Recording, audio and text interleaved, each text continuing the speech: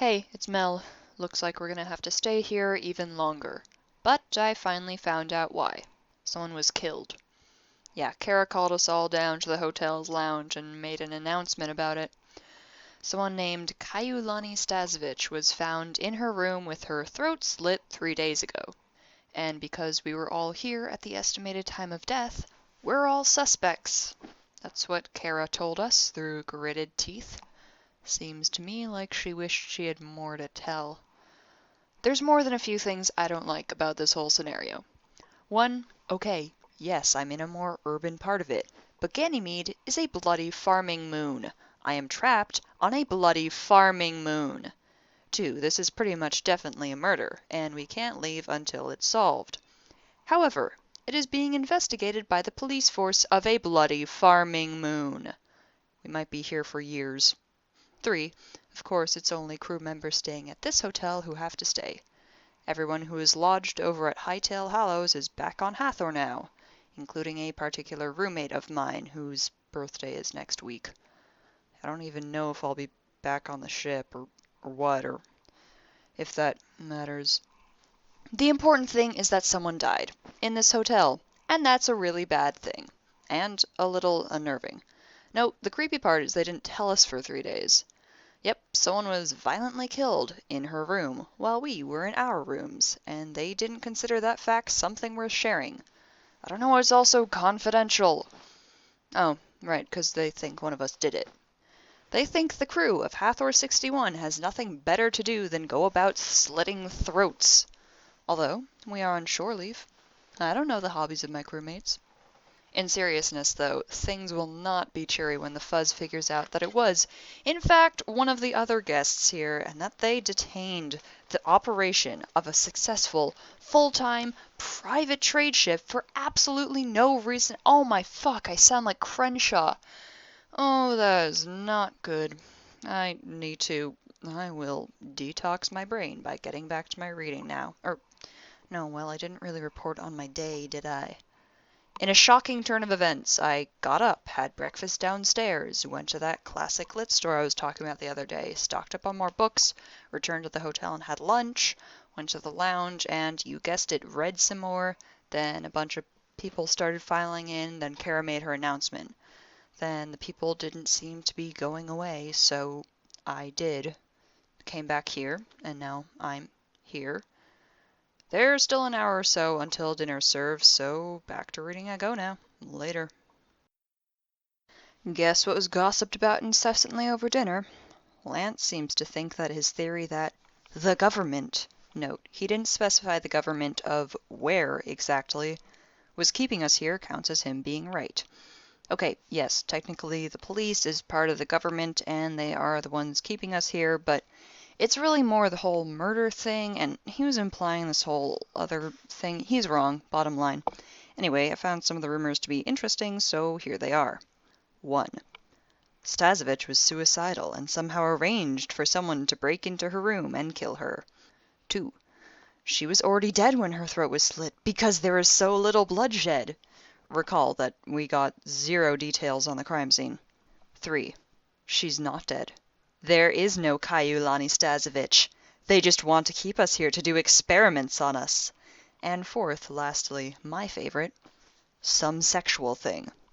This one actually got me to ask the speaker, this bloke Yuri from Culinary, what exactly that was supposed to mean. His response, well, it was probably like some sexual thing, right? I told him in the utmost sincerity that yes, it probably was. I'm just pondering whether letting us in on more details would have produced more or less accurate hypotheses. Also more or less entertaining ones. But I see why they didn't tell us jack, in addition to the whole interrogation technique of waiting until the suspect slips up and says something they shouldn't know. They probably don't want a bunch of cooks and gardeners, gun monkeys, and I don't even public relations people snooping around trying to play detective. Which is just too damn bad, because that is exactly what I'm going to do. It's just too good an opportunity. Right, it's bad that someone was killed, but it's just so like what I've been absorbed with these past few weeks. Can't not at least try to see August Dupin this bitch? Yeah, that'll be all. It's Mel. I've had a long day of gathering intel. I'm going to bed, but not before I can report on my findings. There are 3 important points to solving a murder: the motive, the means, and the opportunity. There are around 500 people in this hotel. All of them had access to Stazovich's door, at least. Don't know how many could have gotten in. They could have broken into her room, maybe, because these doors, while sturdy, are not exactly the most secure, but they could also have been invited in. Because most murder victims know their killer, or something like that. They almost definitely didn't break in through the window, 'cause they're not glass, like in my area of expertise. Also, the police seem pretty confident that it was someone staying at the hotel. I don't know why, but I have a guess. There's extra security at night. Visitors aren't allowed, stuff like that. So if she was killed at night, it's likely it was someone at the hotel. That's opportunity. Means is next up here. Stazovich's throat was slit. I know this much. Here's the thing. There are a lot of things that could be sharpened enough to be lethal. Kitchen knife, dining room knife, room card, anything with an edge, which is a lot of things, and therefore doesn't really narrow it down much. And then, of course, his motive. I know nothing about this. I have no real idea of who Kaiulani Stazovich was, what she was involved in, or why anyone would want to kill her. No idea at all. I really didn't gather much intel. Mostly I sat in my room and thought about how someone might get into one of them. I guess if I'm going to find out anything of value, I'm going to have to talk to people. I don't know how far it's going to get me. I'm not really skilled in that department, despite being in relational division.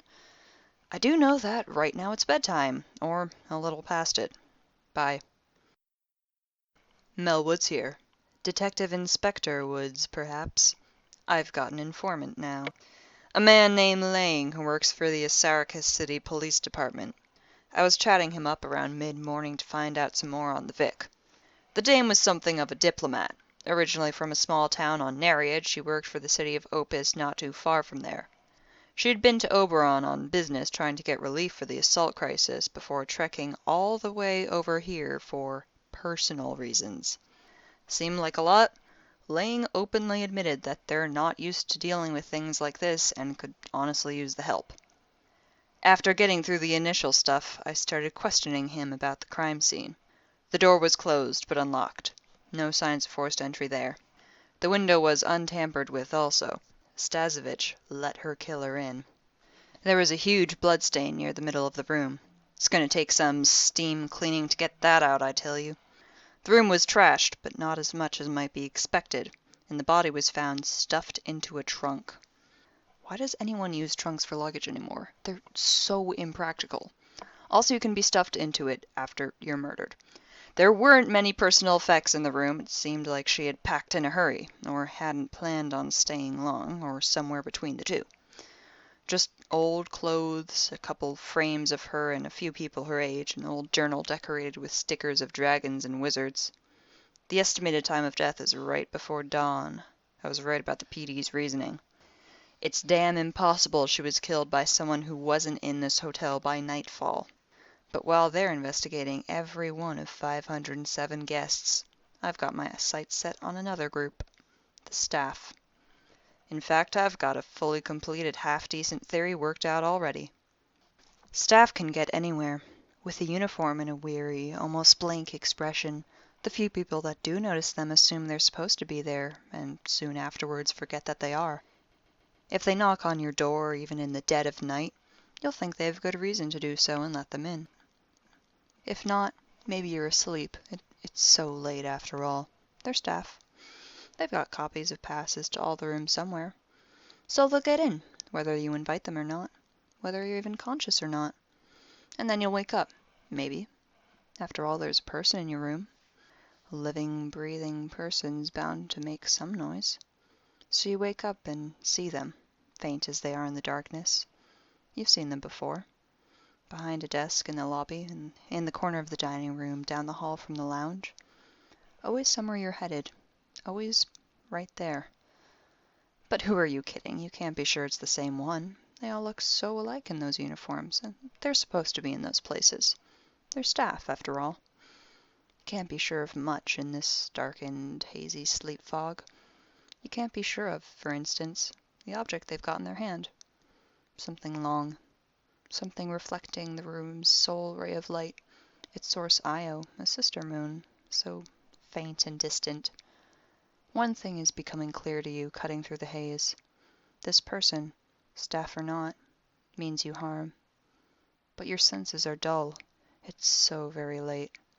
You have inadequate time to react as they lunge toward you, weapon extended. Inadequate time to process the warm liquid spilling out of you as they exit your room, swift as shadow. Seconds later, you process no more. So yeah, that's a fairly standard way to infiltrate a building. I think a Neptune purist either took the uniform of a staff member here or actually got hired and killed Stasevich for her actions seeking aid from a non-Neptunian moon. She probably came all the way over here trying to escape them, but they tracked her down somehow. As I well know, they can be pretty nasty. Which brings me to another point. Holy shit, they might try to kill me. I don't know how concerned they are with loose ends, but I know how concerned I am about the continuation of my life, which is a lot. I'm gonna go get dinner now, and also try to avoid getting killed. I'm back. Dinner was actually pretty great. Lance took some of Astor's vegetables, in jest, you know, but Astor totally blew up at him, yelling about how he was so inconsiderate, and everything was just a joke to him. Meanwhile, Lance just has this petrified look on his face, and at least half the dining room stopped talking and eating, just watching them. And after Astor has finished his tirade, Lance squeaks out, "I'm sorry!" And Astor starts crying and hugging him, and Lance excuses them from the table, and they go upstairs. That is more emotion than I've ever seen out of Astor, combined. It was astounding. Then I helped myself to their food. On the way back from dinner, I passed by the lobby to see if Lang was stationed there. He wasn't. He was right behind me. I told him about my Neptune purist theory, and he looked at me blankly. Here one might expect me to go on about how these backwater cops don't know anything about what's happening in the rest of the system, but then I remembered that the concept of Neptune purist is something that I invented. Doesn't mean it's not true, though. It just means no one has any idea what I'm talking about. Which doesn't make my job any easier, but I'll work it out, with or without Lang's help. Thought I was gonna do pan this. Turns out I'm more of a Sam Spade. Good night. Or, as Spade would say, good night.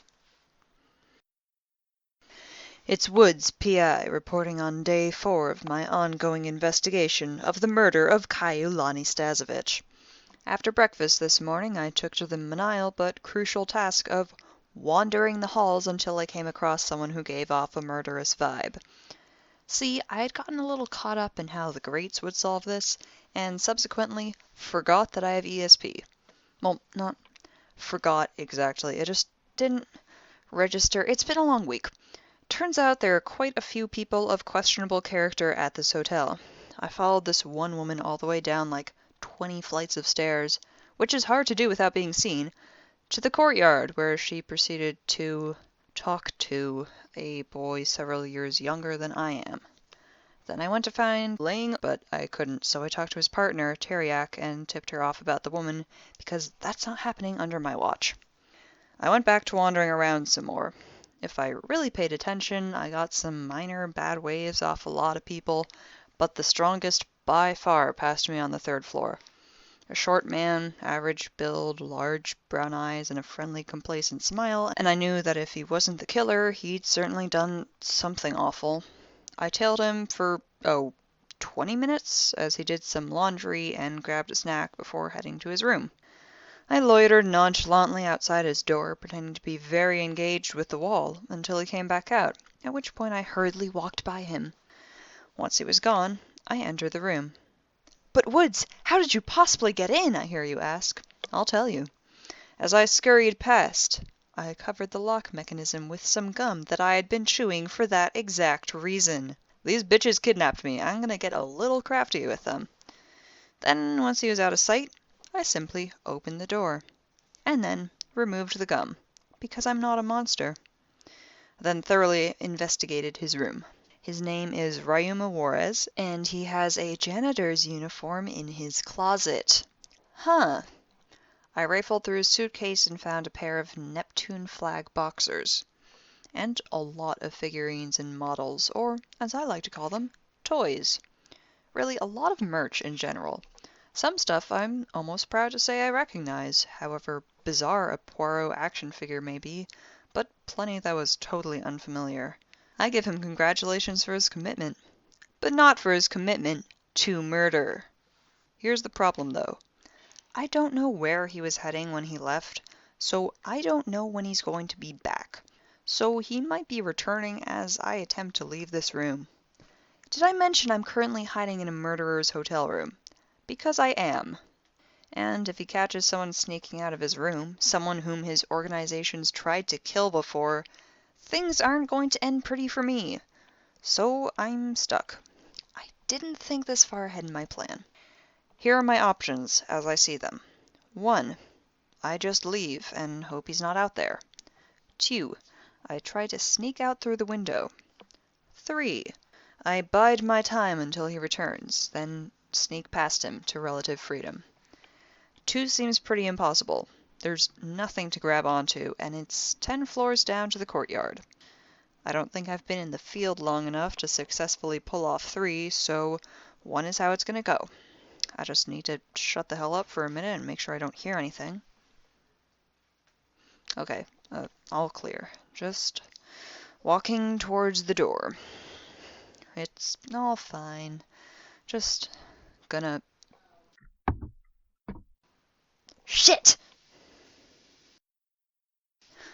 Guess where I am. I'll give you a few hints. 1. It's dark. 2. It's very cramped. 3. It's the closet of a murderer's hotel room. Damn it, this is really not how I wanted this investigation to go. Where's the multiple suspects? The weighing of evidence, the faulty alibis? Instead, I get, oh hey, it's definitely this guy, and then I get trapped in his room. I think he's taking a nap. I haven't heard anything in about 10 minutes. I'm going to try to escape again, but that plan might fail again, so I'm just recording this. Neptune purists exist. That name for them is the only thing I've invented. The kidnappings and the killings are not isolated incidents. They're connected. I know they are. Alright, I'm going now. No, one more thing, and a happy birthday. Okay. It's Mel. I'm in my hotel room. So I walked out of the closet. Juarez was not napping. He was sitting at the table, doing something on his e-graph. He jumped up when he saw me. I pretended that I had known he was there, and said, "You're going down, Juarez." He took an aggressive stance and replied, "So you're the one who's been tailing me. Who you working for, the Fuzz?" "I work for me. But the Fuzz are gonna have it so you never see your precious Neptune again." Then he said, "I've only been to Neptune once. It wasn't that great." I'd like to say that that was the moment that tipped me off, but I was a bit stuck in a rut. I said to him something like, "You liked it enough to kill for it. Those people need help, help that's not going to come from those desolate moons." But his response was, "I don't know what kind of confusion tactics you're playing at. Stasevich didn't die because she needed help or whatever you said. She died because she needed to die." And then came a long and rambled explanation that I'm not going to repeat word for word, but the highlights are his hobbies include and are pretty much limited to reading murder mysteries, watching murder mysteries, and creating murder mysteries. He killed Stasevich to fit into this, this story he had worked out in his head. He couldn't deal with his fictions being fictions, tried to make them real. While he was giving his explanation, I was thinking of versions of the scenario that didn't end with me dead, and coming up blank. He finished with a pleading, "Don't you understand? I had to!" I had a couple of options on how to respond to that. I could have said, Of course I understand. It makes perfect sense. Come with me. I'll take you to other people who will understand. Could have gone with the classic, but does this really have to end with another death? But that's too easy to answer yes to. So instead, I blurted out, "No, you didn't," and scrambled at the door. Sprinted down to the lobby and came upon Lang and Teriak chatting on a couch. "Good work, ACPD. I told them I found their killer, and that he was probably chasing after me. He was. They restrained him for disrupting the peace or something. Then I prompted him to repeat what he had told me, and he did. The, the guy was completely insane. Seeking validation, I guess, or maybe just attention. So I did solve the mystery of who killed Stasevich. I was just entirely wrong on the reasoning behind it. Still, it's nice to meet someone who shares my interests. I should have picked up on it. When I was in the room, I should have noticed all... But I did notice. I just didn't make the connection. No, I just shouldn't have been there in the first place. I'm not a detective. Real detective work isn't even like that. It's not dramatic like that. It's not...